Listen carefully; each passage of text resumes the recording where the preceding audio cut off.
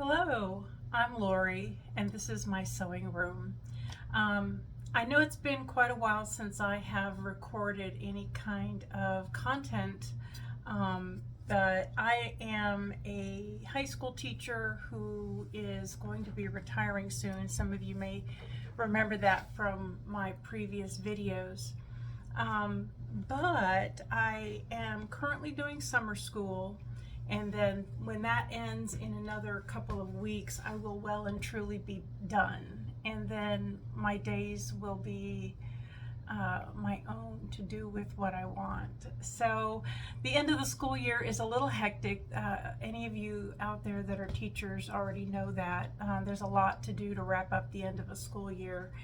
And this year there was even more to do because I was retiring. I had a lot of loose ends I had to tie up, paperwork to do, and all the materials that you accumulate over the years I redistributed to my co-workers who were, carrying on.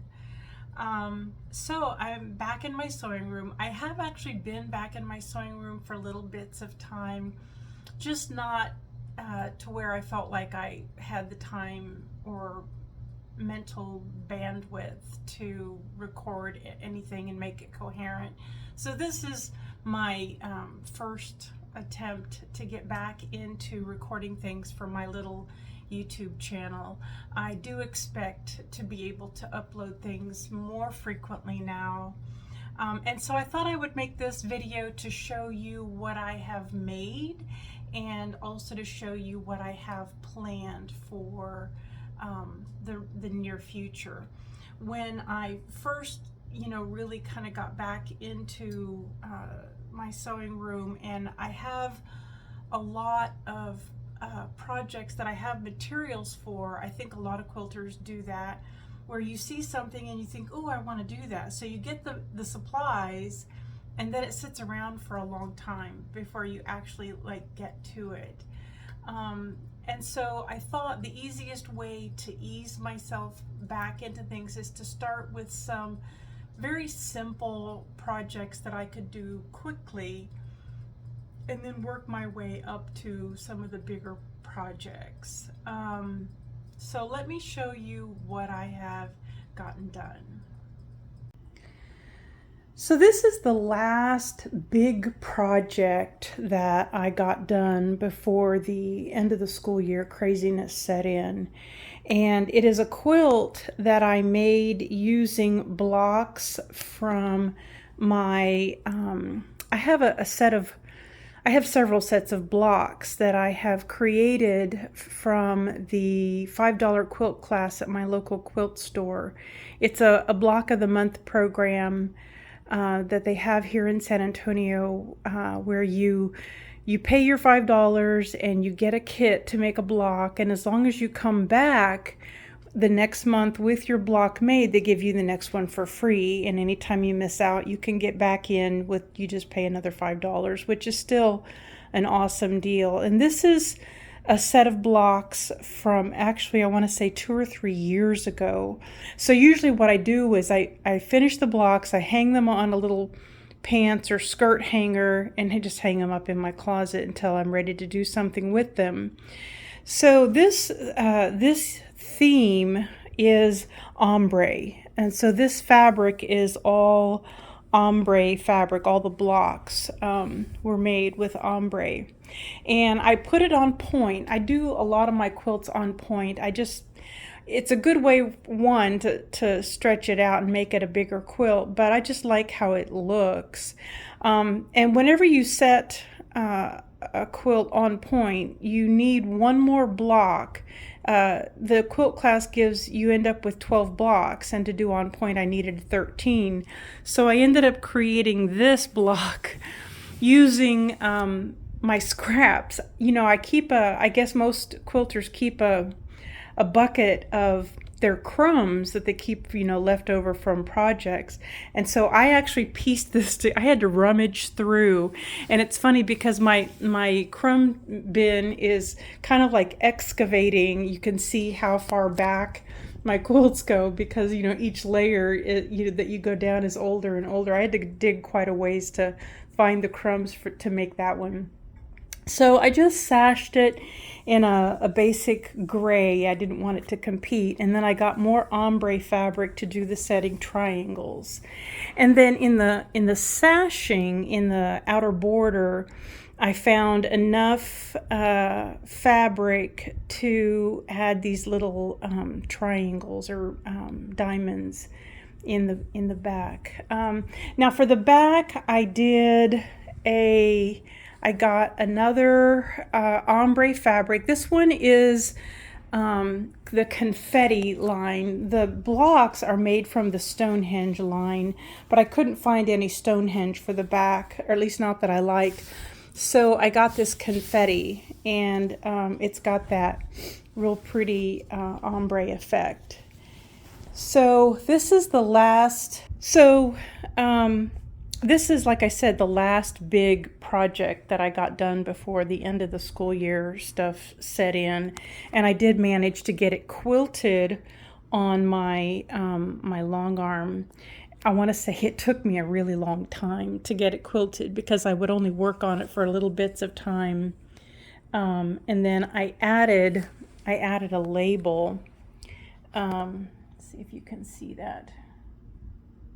I got these, Kimberly Jelly from the Fat Quarter Shop always talks about Sweetwater labels. So I got these from there, and I just fused it in half and stitched it into the binding. The next project that I got done is this cute little bag.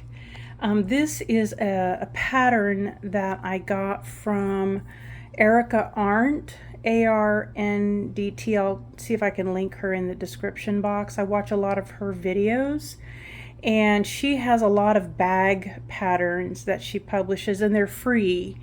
And this is one that I have made a lot. I've made this pattern a lot because I really like it. This one, however, I expanded the dimensions of it from the original. This is a panel that I got at the Shop Hop, not this past year, but the year before. And it has a zippered pocket on one side. It's hard to do this one-handed. But it's got a zippered pocket on one side and then an open pocket on the other side. And then I put, her pattern doesn't call for this, but I added a, see, I need two hands for this. I put a magnetic snap, and boy, does it grab. There we go. Okay, so I put a magnetic snap, and it has one little internal pocket. And then I had some fabric left over, so I made a little pouch to go in it as well that kind of matches. And instead of using folded handles made from the fabric, I got some cotton webbing. I thought I would try that, and I kind of like how that looks. So that was the next project that I did. All right, so this weekend, I wanted to get into some really simple, gratifying projects, and I found this on Pinterest. It's a pillowcase, and there's nothing simpler really than a pillowcase, especially one like this that doesn't even have a cuff. I saw the idea for this on Pinterest where they didn't put a cuff, they just put a little bit of crocheted lace along the edge, and I liked it so much that I bought the fabric for this ages ago. I think I got the fabric from Fat Quarter Shop, and then I just got the lace from Joann's. I just ordered it online. And so yeah, so this was a super, I think I must have done this like in an hour. These are both really really fast type of projects.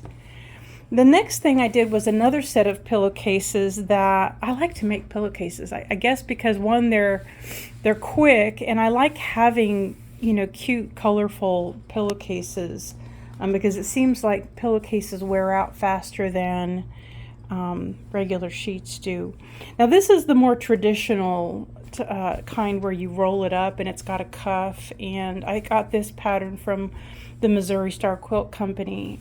They do a tutorial on this, and I've had this fabric also for ages. And this fabric I got from my local quilt store.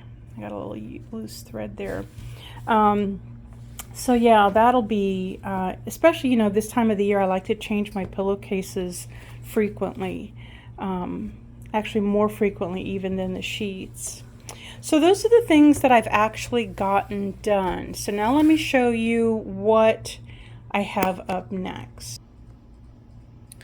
All right, so this is a table runner, and I found the pattern, no, I shouldn't say that.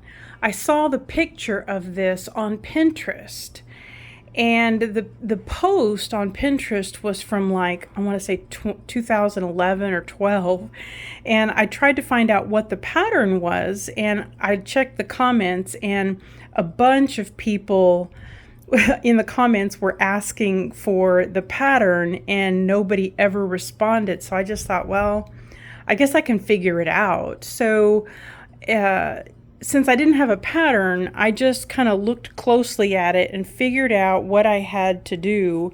And then I just started cutting. I had a charm pack that I got, and let me see what it's called.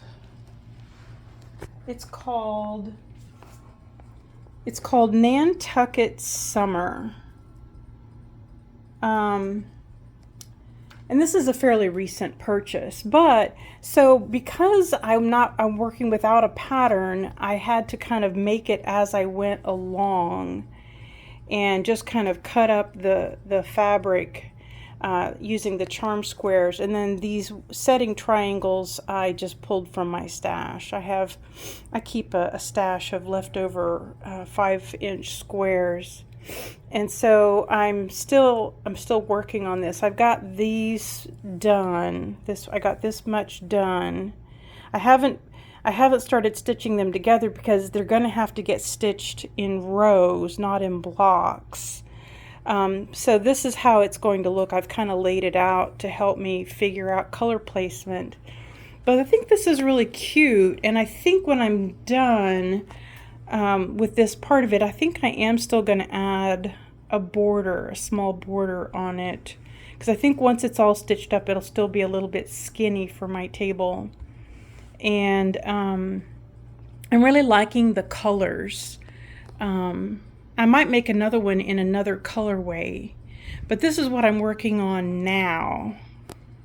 So let me show you what I have lined up for when I'm done with this.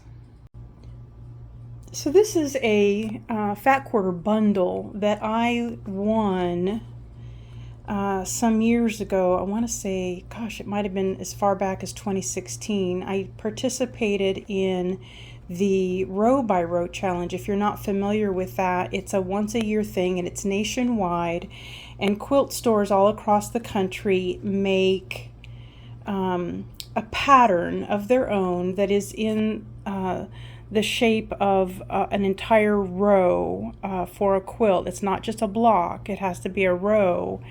And you can either just get the free pattern from the quilt store, or you can, a lot of quilt shops will make up a kit with fabric and everything, and so you can either get the kit or just the free pattern.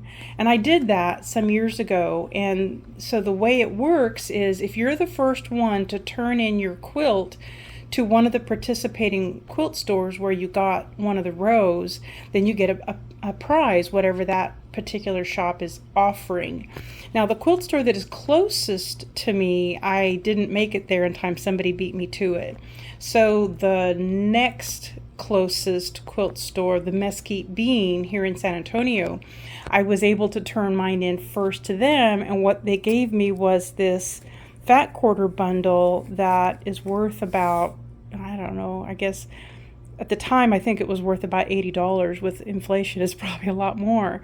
So I've been looking at this. So I've had this for like a long time now, right? And I've been puzzled about what to do with it, and I have pretty much decided I'm going to take this set off the top as I've kind of picked out these colors that I like. And I found this pattern on the Fat Quarter Shop website, and I can't remember if it's a free pattern or if I paid for it. If I paid for it, it wasn't much. But I thought that this seemed to me to really call out to this type of fabric. So that's my next project. And I'm gonna look and see if she did a video, because I'm not that good at following patterns. I do better if I've got a video to watch. So this is the next thing in the pipeline that I'm gonna work on. All right, so if you like this video, please give it a thumbs up. Let me know in the comments what you're getting up to, what your sewing plans are, and what you're doing this summer. And I'll check you out next time in my next video. Bye.